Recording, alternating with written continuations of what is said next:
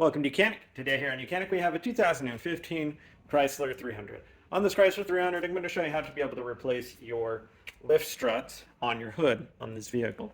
So we have two lift struts on this vehicle, one on both sides of course, and when you replace them in pairs so they wear evenly. If you replace one, you're going to prematurely make the new one go bad.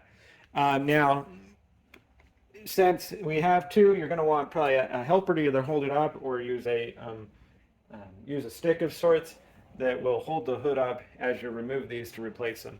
These over time they get weak and they will close down, and if your hood doesn't stay up, then you need to replace these. They're fairly simple to replace, and just taking a pick tool or a small screwdriver, you can be able to go in, pull the little clamp back.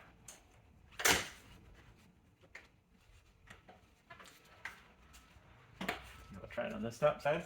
Right in here, we're going to pull this little C-clamp back, and then once we've pulled it back enough, then it will pop off. Do the same concept with the other one. Go. And now that is the removal of our unit there.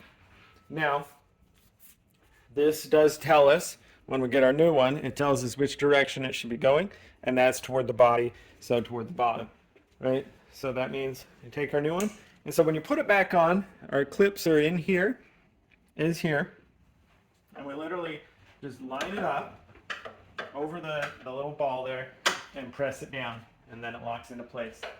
And this one up here, you may have to move your hood up a teeny bit, and then just to get it lined up, and then you just press it in, and it hits that locking mechanism. And so that's how you would replace your lift struts on your Chrysler 300. Thanks for watching Mechanic, but you can be the mechanic.